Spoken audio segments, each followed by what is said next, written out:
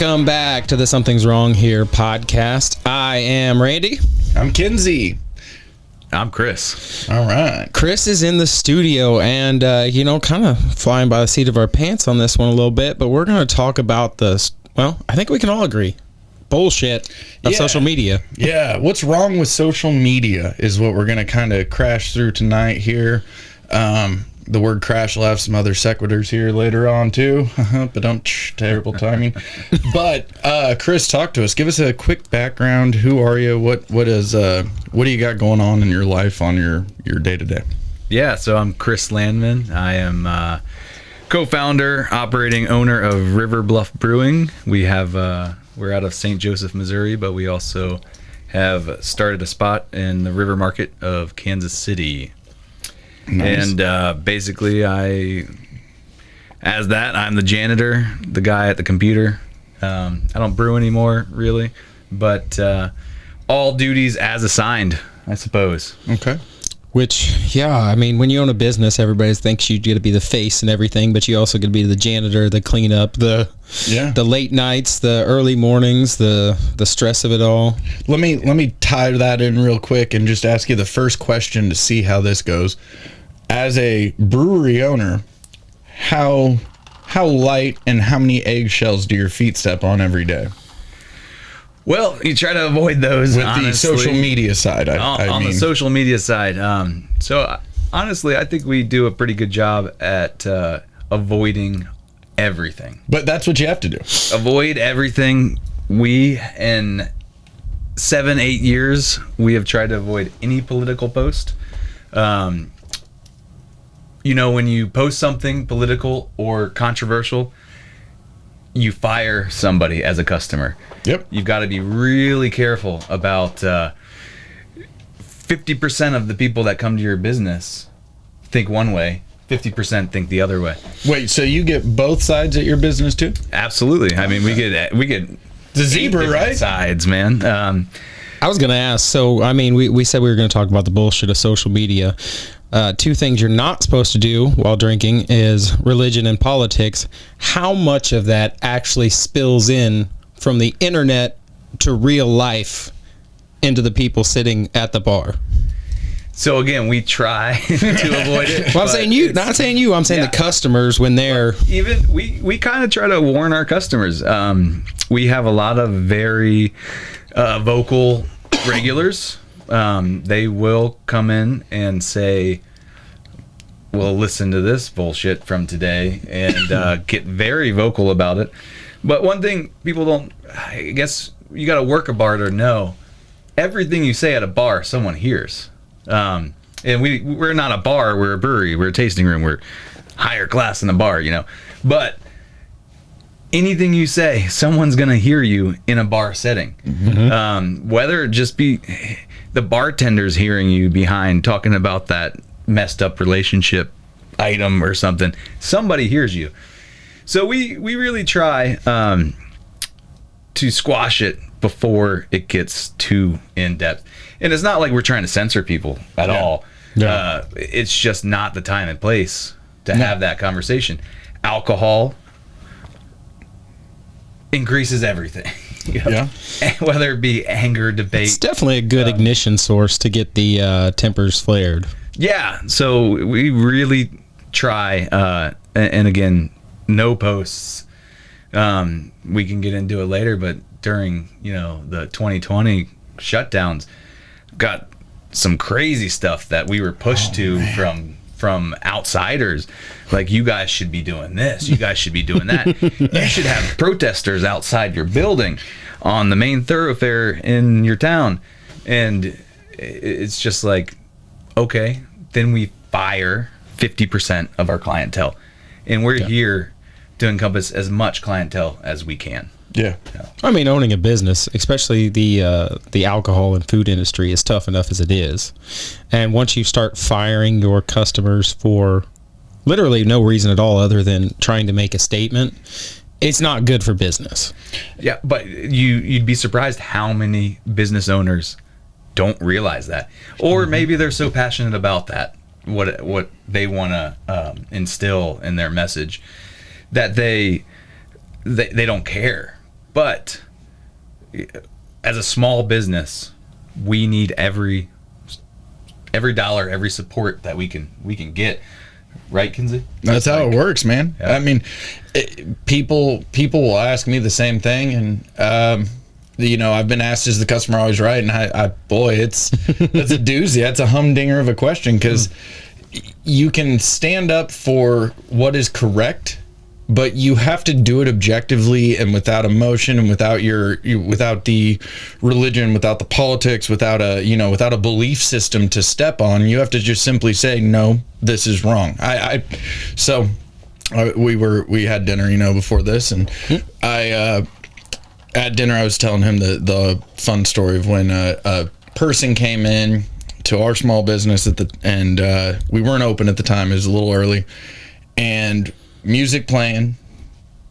We were asked, can you switch this up? There's swear words. It's Post Malone.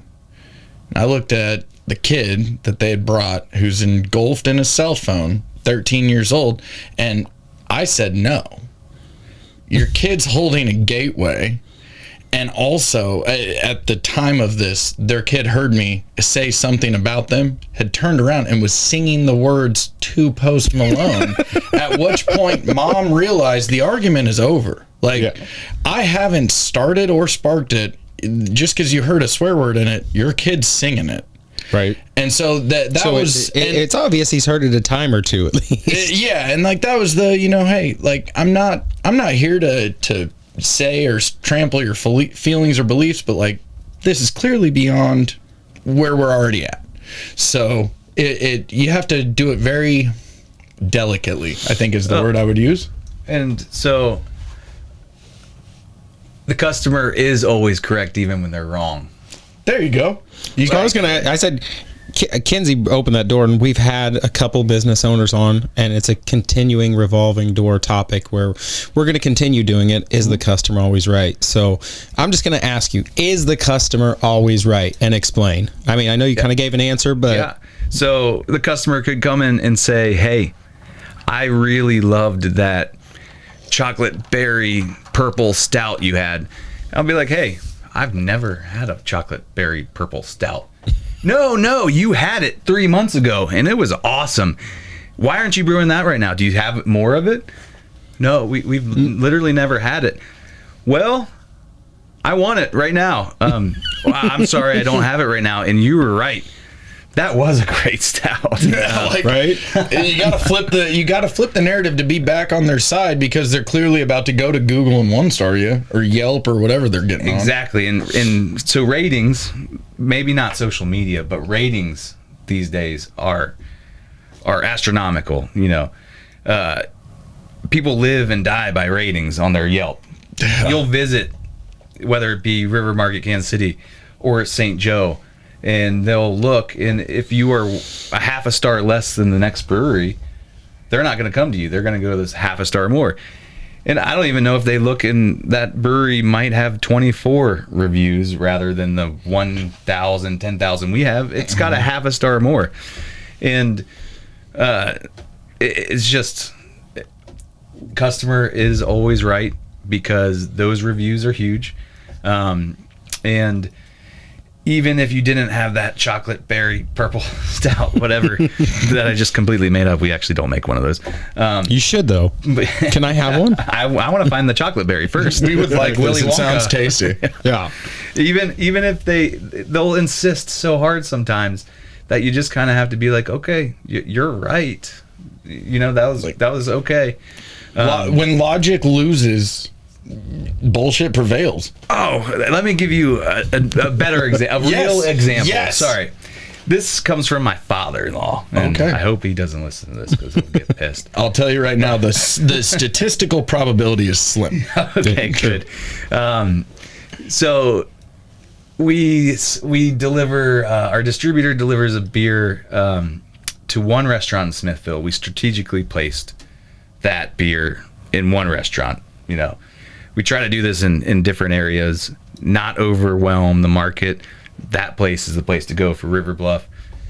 Smithville, a little bit smaller town, got some good restaurants, but It's getting bigger. yeah, it's an amazing town as well. And where we go is an amazing restaurant, chef run. But my father-in-law lives there, right around there.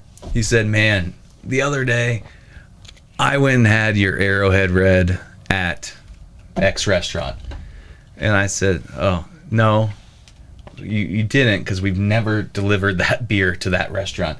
That restaurant only gets one beer, Speedliner IPA. And he's like, I don't like IPAs.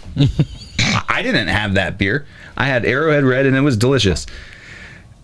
I just gave up the argument at that point. Like, that's with my own father-in-law. Like, and I could have been like, no, you're wrong, as much as I wanted, but he thought he was right. And that's close to home, and just deciding, like, what is the point of this argument? Almost like an argument on social media, right? So with that, we're agreeing that the customer kind of dictates how you respond and everything. Should, and you brought it up earlier, it's not like we censor our customers or anything. With everything on media, should it be censored, or should people be able to show how stupid they are? And in my opinion, which, you know, I'm a firm believer, everyone has an opinion, and there is no expert in life. We have mine's everybody has our opinions are like assholes. Everybody has one. They all stink. There's two types of people in this world, right? One that gets it and Dicks zero and that assholes. But no, I do think that we all have opinions. I have opinions. I know that I'm not right all the time. I know that I'm not right probably 90% of the time. But I will use my educated guess of my opinion in the 13 years I've been in the brewing industry to guide that. But there are a lot more people much smarter than me, but they don't know everything. Sam Calagione, can I mention it? Like, Dogfish Head. He's been in this. He was a Be pioneer. careful. You tread lightly. Well, I'm not saying anything bad about it. No, I'm just saying good kidding. things. You got a fanboy on the other side over here.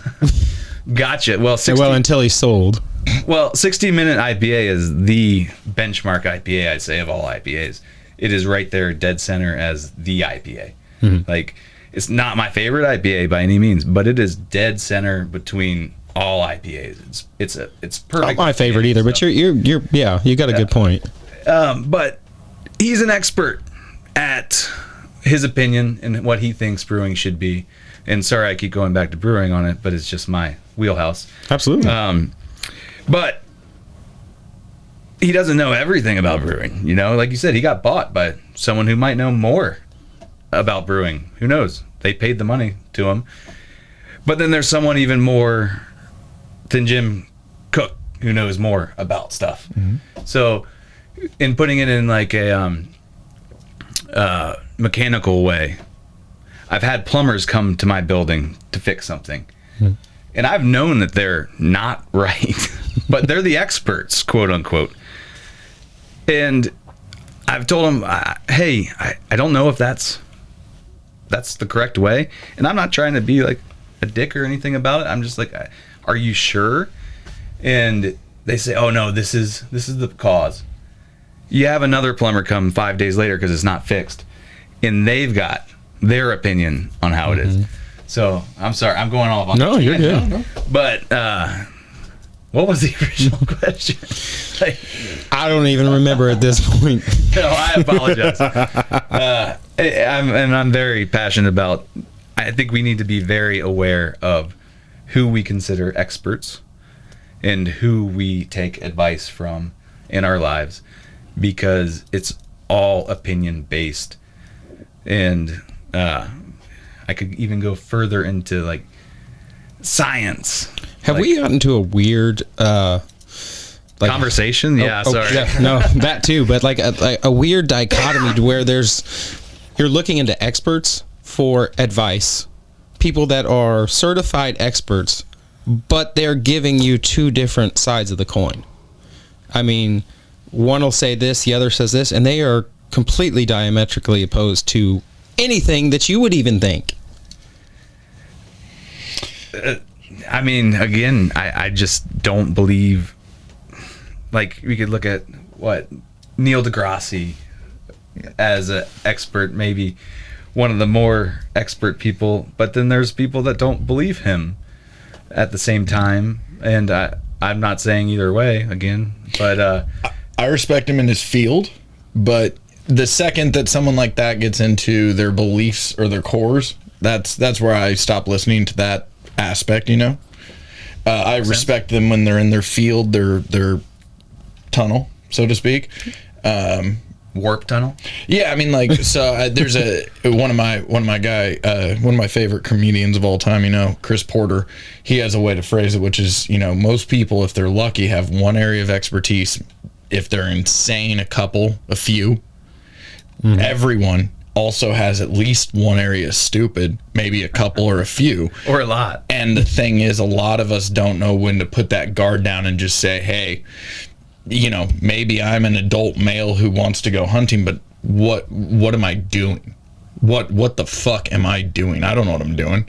And not this specific instance here, but like, that is one of those things where, you know, a lot of people don't have the willingness to swallow their pride. Well, another thing I've seen too, especially on like social media, somebody will post something so fucking stupid, and then they'll get like 3 people underneath, oh yeah, that's exactly right. And then you get that other one that goes, you're a stupid fucktard. Like, you didn't tell them what they said wrong, how they were wrong. So this person still thinks they're right. They think there's one asshole, and you have 3 other people backing them up, supporting that opinion. And now they think that they're an expert on it because they got 3 people to comment and say, way to go, you're right, I like that idea. Before we dive into that, we're going to have to transition Chris over here from like professionalism to now we are in your personal self. It kicks into echo chambers, it kicks into the algorithm, and ultimately what people fail to realize or remember at the end of the day, even most of the people that are smart enough to actually figure out what they're buying into, which is clicks. Mm-hmm. It's clicks, it's engagement. You're paying for advertisements and engagement. When you're on Facebook and it's free to use with nothing but a free email and a password, that means you're the product. Well, have you seen what they do now? The product. You click on somebody's profile, their profile is now loaded with advertisements. Mm-hmm. So, I mean, yeah, you are the product. You are the consumer. You're the product. You're the buyer. You're all of the above when it comes to social media. And the more times more clicks you can make, the more profiles you see, the more times you scroll, is more advertisements you see, which is more money for that. So the more dumb people, as you so affectionately put it earlier, that are posting random whatevers that are getting either echo chambers or rage bait or whatever it is, it ends up winning for the ultimate top hierarchy of who's actually mattering, which is the social media platform gaining your money. Because at the end of the day, most of the people fighting on Facebook either aren't going to come face to face about it, or they are going to come face to face about it at a place like a brewery, and they end up getting along because they don't talk about it in person. Yeah, well, and just throwing in my 2 cents, I've definitely made a post in the past that was completely ridiculous. Can you tell us about it? Yeah. Is it? Are you embarrassed too, or is it bad? I'm embarrassed about it for sure, but I'll talk about it. It was a mistake. So don't be embarrassed because. Well, no, I'm embarrassed for my own professional. Hold on, did you correct it? Well, let's hear the story. So, you know, a big thing happened in Asheville, North Carolina, Western North Carolina, where I have close family. My mom and my sister, my nieces and my nephews live there. And we were out of contact for days with them, and it was very scary. We were worried. We heard all this horrific stuff. Had no idea what was going on. They literally just no cell service, no internet service, no way to contact anybody. And like midnight one night on I think a Friday, because I was drinking, and I get a call from my nephew, and he's freaking out. He's like, oh my gosh, Uncle Chris, I got a hold of somebody. We've been trying for days to get a hold of somebody. And it's all spotty, in and out. And I'm like, oh my gosh, are you guys okay? Is everything okay? And he's like, he's 15, so dramatic 15-year-old Yeah. boy. Flair. And he Flair, sorry. And he's telling me how people are taking up guns in the area and they're looting, and I'm starting to freak out. I'm like, oh my gosh, like this is bad.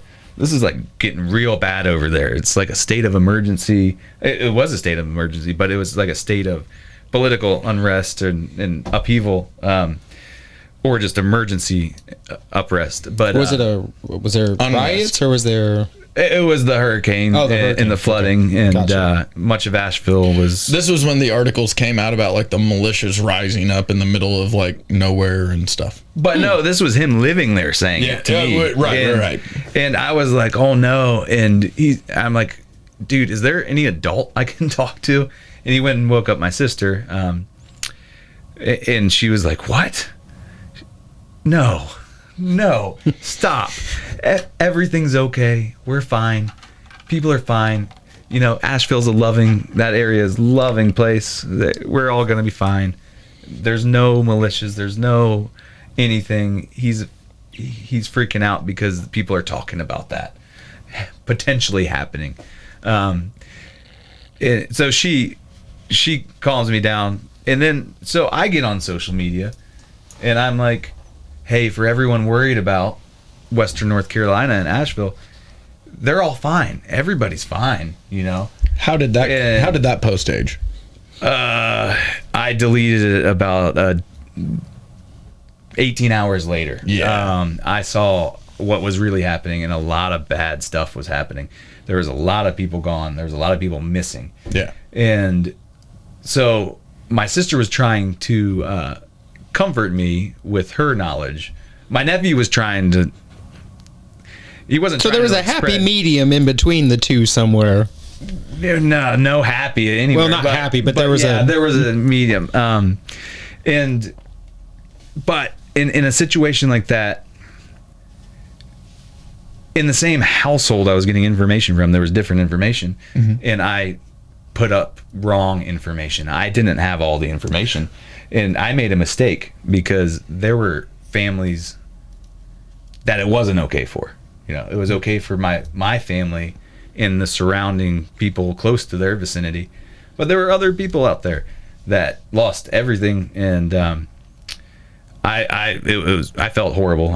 I was just trying to add a positive to, hey, everybody, if you've got loved ones, things are okay, but it wasn't for everybody, that's for sure, and we learned that, and it's still not, you know. So well, let's address a couple of things here. For starters, going back, I've never heard a man keep a calendar based off of alcohol consumption. So you knew it was a Friday at midnight because you were drinking beer.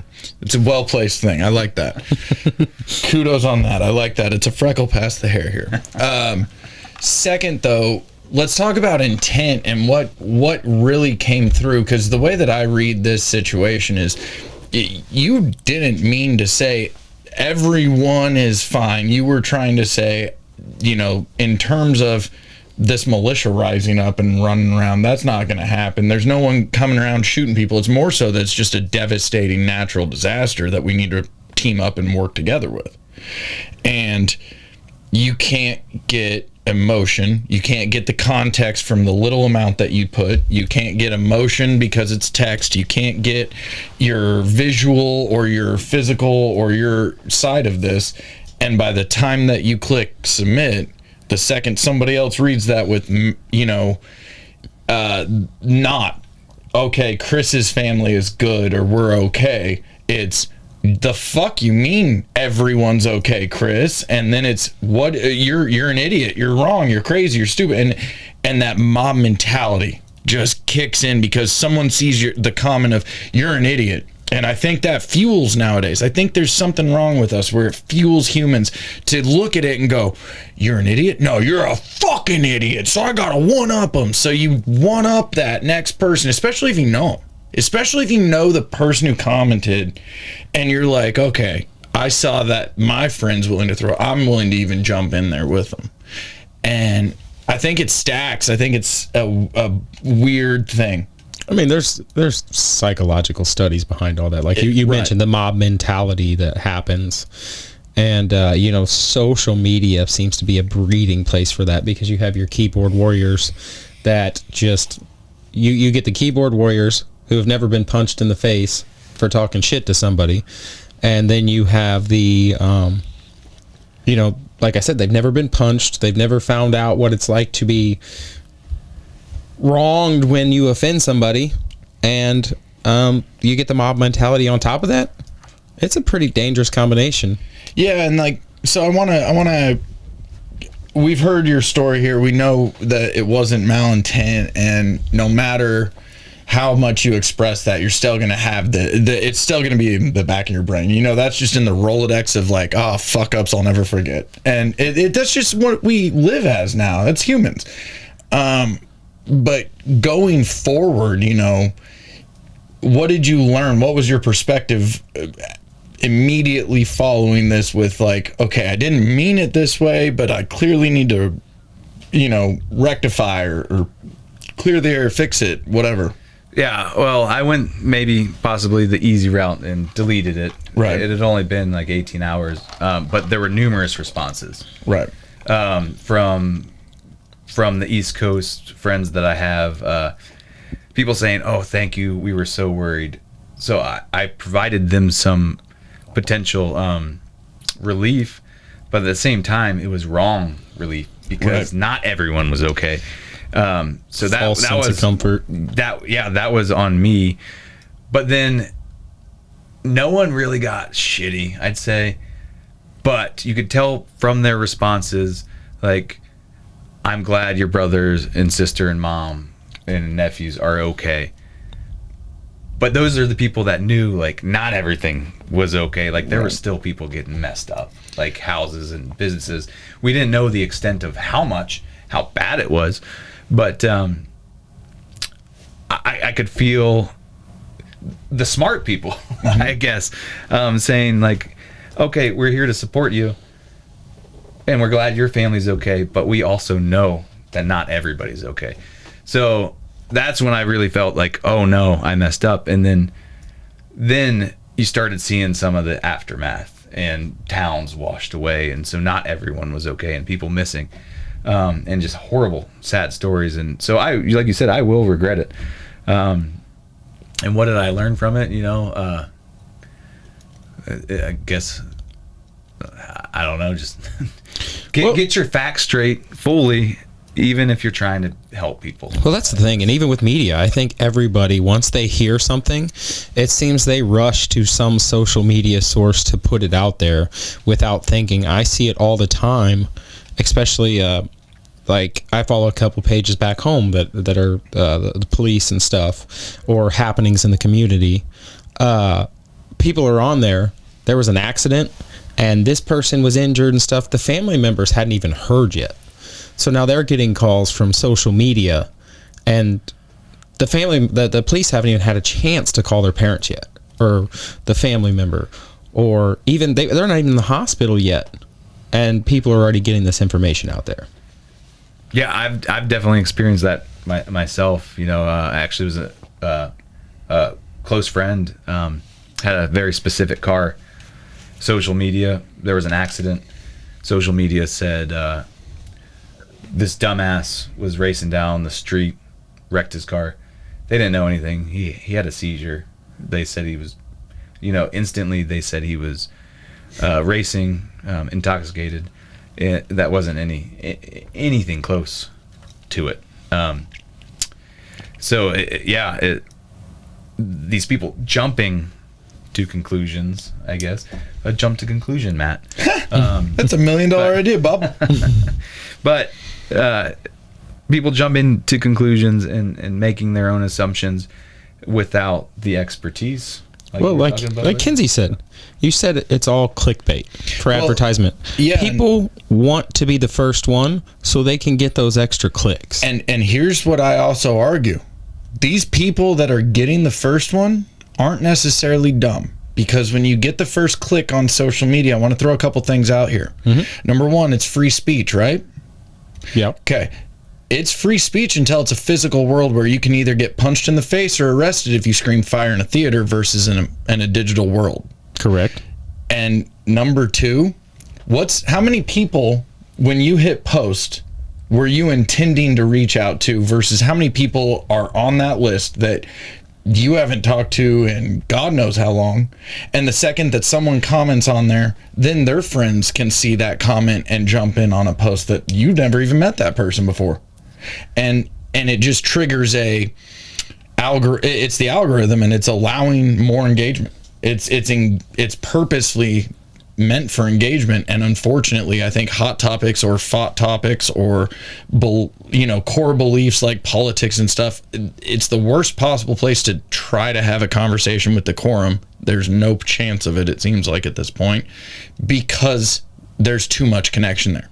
So two people having a real back and forth, a real conversation like this, long form, anything like meaningful, well, then here comes fucking Cletus and Velveeta to fuck up the trailer and jump in with their comments. And, now it's back to retards and fuck sticks and this and that. And it's like, this isn't what we're here for.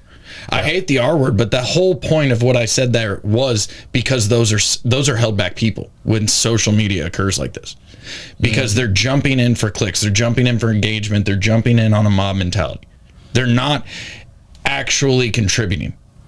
They're just stirring the pot. Well, you got to remember, 53% of the United States reads below a 6th grade reading level. You throw those people, so that's 1 in every 2, more than 1 in every 2. You throw that into 1,000 people commenting, that means over 500 read less than a 6th grade reading level, and they are trying to interject what they consider intellectual contributions to that conversation. That's especially fun from you. It's pretty especially fun. I love you, babe. We roast Randy on his words sometimes. It's fun. I do like especially over especially. Yeah. I like Italian over Italian. So you're not wrong. You're not wrong. How do we move forward and fix it? How do we fix stupid people is basically what you're asking. Well, actually, so I had since we are able to destroy people's lives via social media, right? Correct. Yeah, easily. Absolutely. I think it's destroy easier their than- lives. Like, Well, let me with get no the headphones. context. Let me get the headphones here comfortable, because I just want to say it this way, okay? I want to make sure these are straight. Anything in the physical fucking world that you engage in that can destroy someone's life, a car, a gun, even a house, any of these kinds of things, you have to have something to get that. You have to have a permit. You have to have a license. You have to have a test. You have to have something.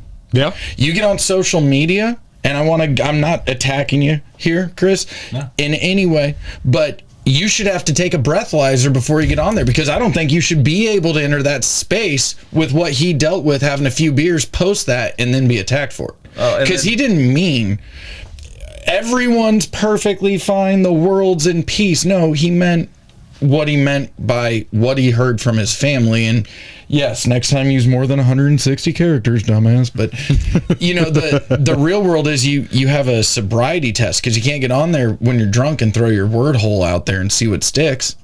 You can't take my rights. Well, but then there's also accountability after the fact when you do those things, when you drink and drive. And here's sober. And that was the third point that I wanted to make. And this was previous.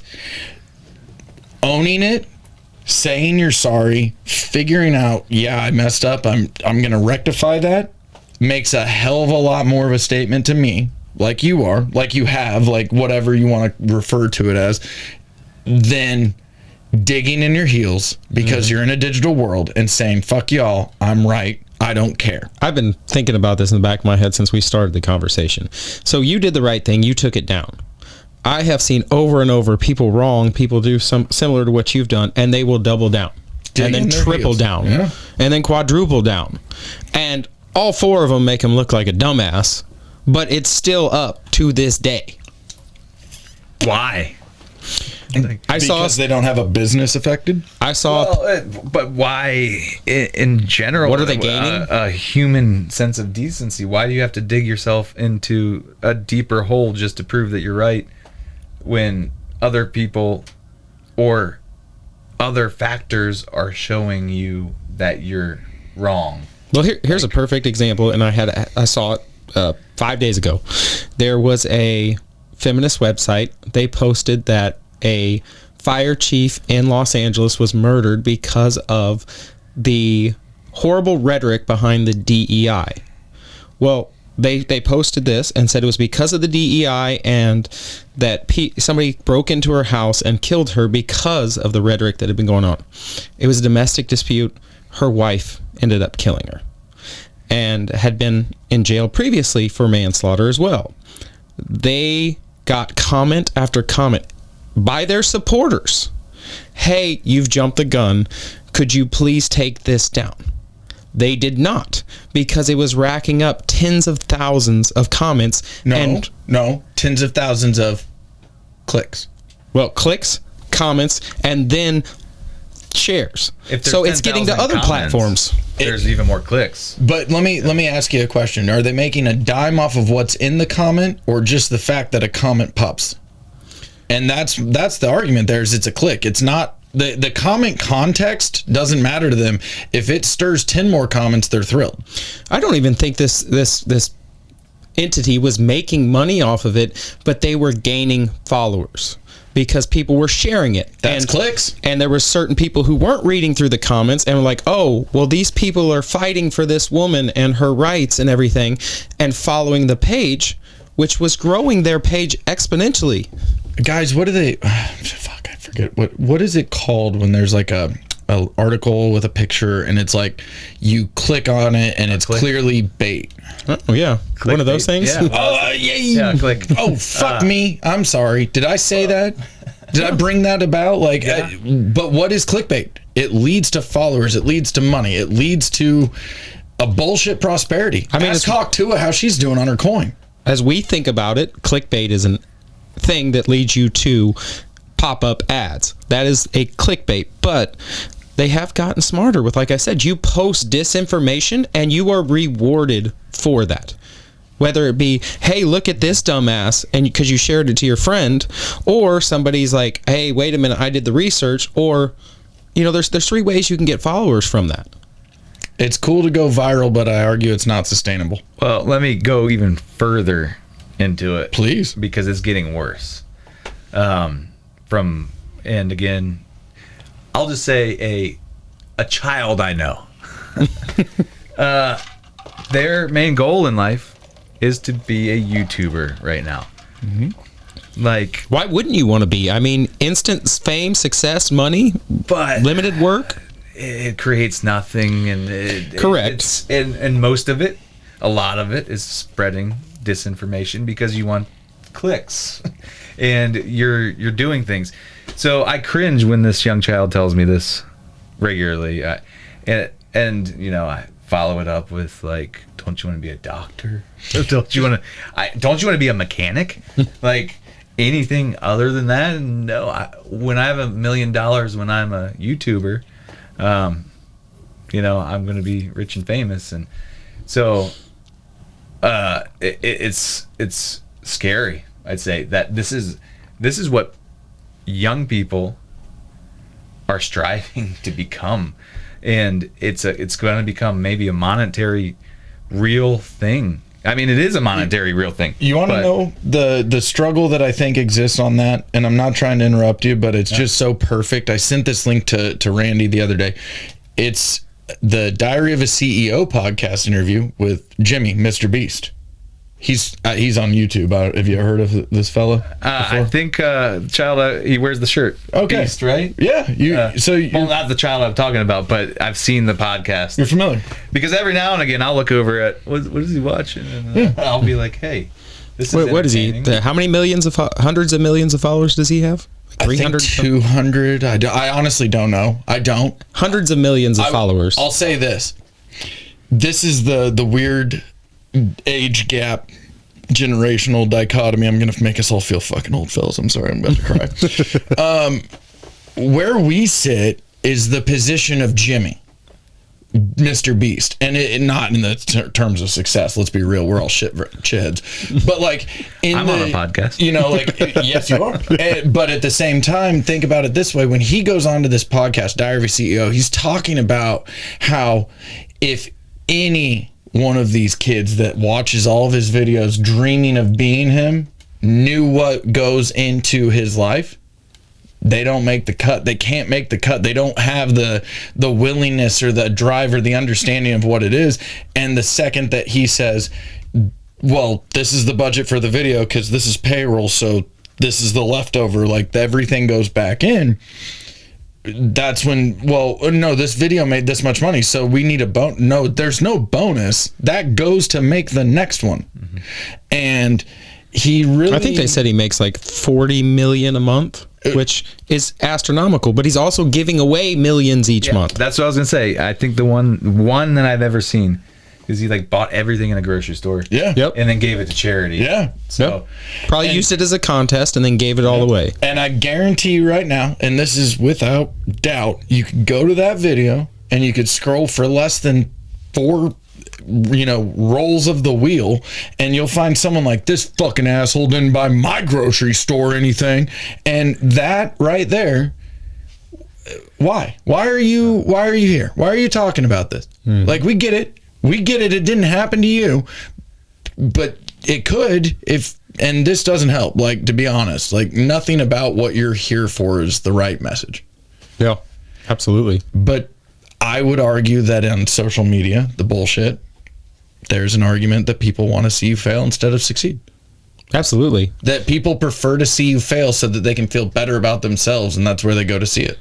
But how dumb are some of the things that people are doing to be the influencer, the famous person? You have somebody like, I believe her name's Bonnie Blue, who just broke the world record for sleeping with the most people in 12 hours. And then decided to double down for more popularity and say she got pregnant during this event so she could gain more money to, I believe it was to profit and then have another venture of some sort. But that being said, I mean, where is the limit of, all right, this should not be rewarded? You had a girl interviewed about blowjobs, and it was to spit on it, and then she had a rug pull meme coin, shockingly. Where is that limit? Chris, what's your thought? Because I don't have a good answer other than how much wood would a woodchuck chuck? Instantly after that comment, she was getting, what, $50,000 appearances? Well, I don't think there is a limit. People will do anything for fame and money, and as long as we live that way, YOLO. They're gonna. So, I turned 40 next week. I absolutely do not want fame. I mean, we all want a little bit of money, right? Yeah. But I don't think that I could see anyone that I know or myself selling my integrity or soul for that. But I've not been presented with in that situation either, really. So I think the answer is there is no limit, because there's always a person willing to do more.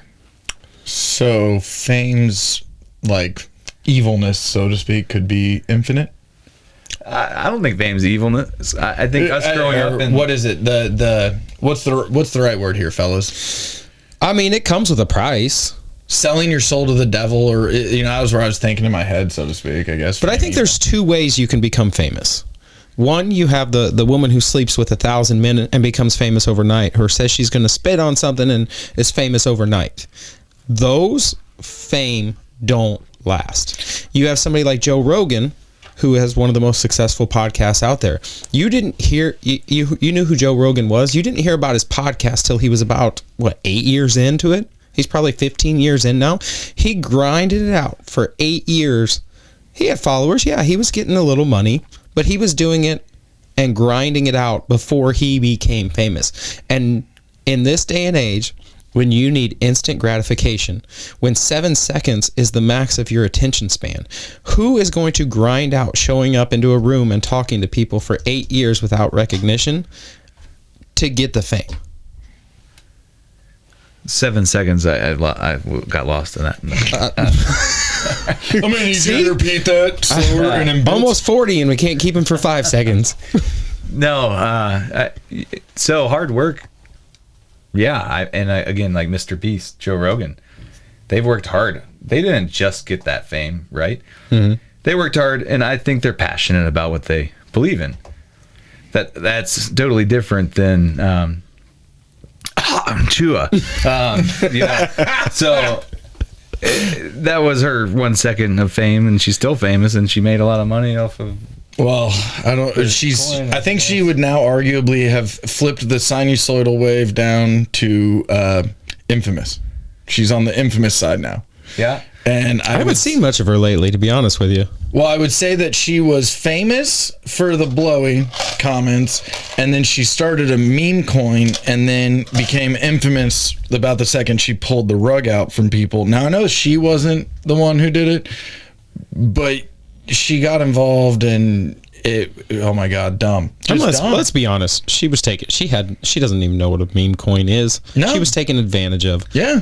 But that's the other side that comes with it. Once you become instantly famous, you have people latching onto you, and they will drain you dry, kick you to the side, and move on to the next person and not give two shits about you. You could be in the ditch, homeless. They don't care. They got what they needed out of you. So who's going to be a billionaire first? As in? I would argue the person that's willing to kick you to the curb, not care about you. And not give a shit. Absolutely. Yeah, someone else profited on the Haktua thing, I bet, more than her. I think sniper-based organizations that play the game and know how to play it well. But I'd like to maybe, this could be a crazy thought, but what you were saying is kind of what it popped in my mind, like a child star. People jump on to child movie stars and ride their fame. Mm-hmm. And that is almost like internet, social media famed them. Like, they don't know what they're doing, like how to do it with Meme Coin. She's a child. Mm-hmm. She was a child, basically. What was she, 18? I think she's still 21, I think. 20, 21. So she didn't know what she was doing, and people jumped on her coattails and used her. And that happened with a lot of child stars that I think we have found out are now really messed up. Yeah. Psychologically. Mm-hmm. Like almost every child star that I could think of. Again, it might be a leap, but that's a similar type thing. Their psychology is not prepared for this yet, and the fame and instant fame could create regret. That's a good point, because go ahead. Well, what he said and like how to tie that in with the child fandom. So with what you said about child fandom and coming back and like jogging my brain here, I guess the question that I wanted to ask earlier when I brought up that Beast and Diary of a CEO bullshit was, any of these kids that want to watch a Mr. Beast video, that enjoy the video, they don't watch the making of. They don't watch the behind the scenes. They don't watch the Mr. Beast is over here on a podcast having a conversation that's just long form saying kids don't fucking get it. And if you show your kid that, or the kid that, they don't want to watch it. They're bored. It's not for them. They don't get it. They don't care. And they think that's not me. Yeah, it's uninteresting to them at that point. Like, what's the gap there? How do you fix the gap? You got to think too. I know he makes enough now to pay people, but when you start out, you don't have the money to pay people. I mean, for every hour you have on film, you're looking at 3 to 4 hours of editing and distributing, and then cutting it down to distribute it as reels now. And it's not fun. I mean, what does it take to put into we try to sit down and have a conversation. There's still planning that goes into it in the week prior. Like, what are we going to talk about? What happens if things go stagnant? What can we bring up to keep the conversation flowing, just in case? Because a lot of times we haven't sat down for an hour or two and had long form conversations with our guests. We don't know how it's going to go. So there's some backup plans. You guys met tonight. Yeah, you guys have no idea what crazy crap I'm going to come in here and spout off. Like, there's no experts. We're all experts. And I think that's the problem, is that you want the fame, but people don't realize the years of work that goes into a lot of the actual sustainable fame. But I also think, sorry, I think your all's conversations, what you're having, the conversations you're having are, even though they weren't planned, they're thought out. You know, they're not someone just yelling. It's a respectful decorum and conversation. It's a conversation, not yelling back and forth at each other. Whereas the whole social media platform is just yelling back and forth, and everyone's yelling at each other these days. Well, here's another problem too I'm going to bring up real quick. With social media, I don't think, with the people that are good at it, I don't think it's easy to differentiate what is fake and what is real. A lot of things that people think just happen on the streets, it's all staged. It's not real. It's fake. It's somebody sat down in a room like this, made out a plan and put it to paper and then went out and executed it. Mm-hmm. We don't know what's real and fake anymore. Whether it be information, whether it be a video you saw, or it be an argument that you see online. And that is the scariest thing to me, is that it is very hard to tell what is real and fake anymore. Well, with the AI stuff, absolutely. You post a AI thing, and sometimes I'm like, this can't be real. Mm-hmm. And I go into it thinking, this isn't real, but I want to figure out how I can identify that I always it's not look for real. The fingers. They usually have like 6 fingers. And then like I saw one the other day that I thought was kind of real. It was stupid too. I didn't even need to look at it. Beavis and Butthead. Did you guys see that one? Yeah. But there's this random hand. But they were like, Beavis and Butthead was after real people. I saw that one, yeah. And I was like, this can't be true. I watched Beavis and Butthead growing up. Like, and I just clicked on it. Clickbait. Clicked. No. I couldn't believe that I did in the end. No. But I just wanted to see if I could recognize how fake it was. But they got your click. They did. And that's all that matters I've in the seen social it like media 10 world. times since, too. 10 more times. And so, yeah, you're absolutely right. It is really hard. I don't consider myself a very smart person. I don't consider myself a nincompoop. A nincompoop. All right, on the fucking words. Cotton-headed ninny muffins or ninny muckins muffins. It's a muggins. Muggins. Okay, there you go. Muggins. Now I am a ninny muggins. You went A, B, and still see it wrong. Nice. Totally. AI gets me every time now because I just said that. So let's start to take this into the wrap up of this one here. How do you fix it? With your final thoughts, how do you fix it? And I want to actually throw mine out here to start. Okay. Let you guys collect your thoughts and chew on it. I feel like I fixed my own social media. What I did was I muted everyone that was posting the shit I didn't want to see for 30 days. They pop back up. They're not unfriended. That's a mute. And then I started, every time I got triggered by a video or any of this shit, just close it. Just close the app. Done.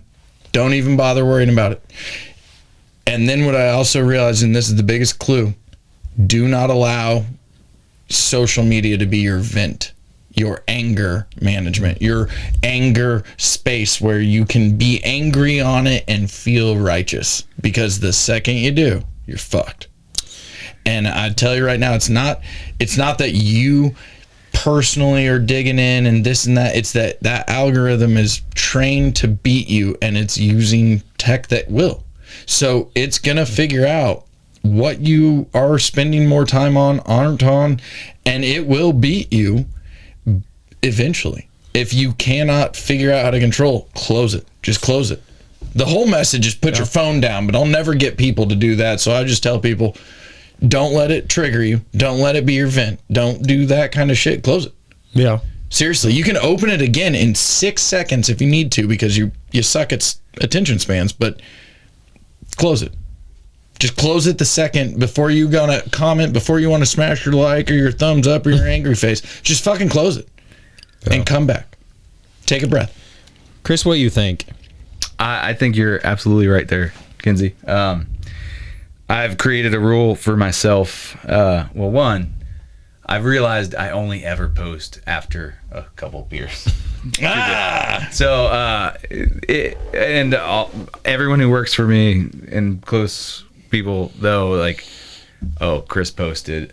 Other than, like, I'm part of a run group that we post every day. But if I'm posting on my own page, I probably had a few drinks and I've gotten aggravated with something I've seen or something in the world, something in the social media world that I feel like I should reply to. So I don't post it. Other than that Western North Carolina one. But Whoops. Again, that was supposed to be a good, wholesome, help people post. But We all make mistakes and we all own them. But any anger post or even any text message anymore, and we're all fallible. It's not 100%. But if I'm going to write anything down and click a button, wait till the next day. Like, think about it. Give it true thought. In that moment, you might be angry about something you saw, something you heard. You might just be having a bad afternoon, you know? So give yourself time to really think about it and just be pleasant to people in general. Like, Pizzaholics, that's a big one for me. You guys follow Pizzaholics? Like, it's a pizza page. I have to mute it just because I'll eat pizza every day if I don't mute it, because it shows me such good pizza. But there's so many people on there that post their pizzas. Yeah, cool stuff. Hey, look at my pizza. About 100,000 members, I think, and I'm way off on that number, I'm sure, but a lot of members. But some people just be like, your pizza looks Want like to be an trash. asshole to be an asshole? Look at your trash pizza. Why? Like, just be a good person. Be like, hey, you could even just say, hey, that's not my style of pizza. I don't like New Haven style pizza. I don't like thick crust. Has social media made it almost impossible to be nice to people anymore? You can't ask a new question in your final thoughts. We're going to be next. That's true. So, I guess we have more questions. my final thought is going to be that I don't have a good fix for it. I don't know how to fix it. I do see myself veering away from social media more than I used to. I haven't got as involved. I've tried to explain things to people and it's backfired in my face. It's either made me look like an asshole, people have perceived me as an asshole, or it has done nothing of what I hope to do, and I had good intentions. Now, I will admit that sometimes I don't have the best intentions when I comment, but there's been times I have, and it's still backfired in my face. So I think the more people move away from social media and get tired of it, the more it will be curtailed by the companies to bring people back to a more pleasant environment. I still think you can fight that and mute enough people just the right way to tweak it to where you only get your happy people. But there's that 10% in me that just still needs that little bit of confrontation. You little bitch, you. Right. But with that said, Hey, Chris, thank you for joining us for this Chris, one. Really thank you. appreciate you, brother. Hey, thank you for having me. Yep. And we will see you guys on the next one. We have the best producer ever. So I'm just going to stretch the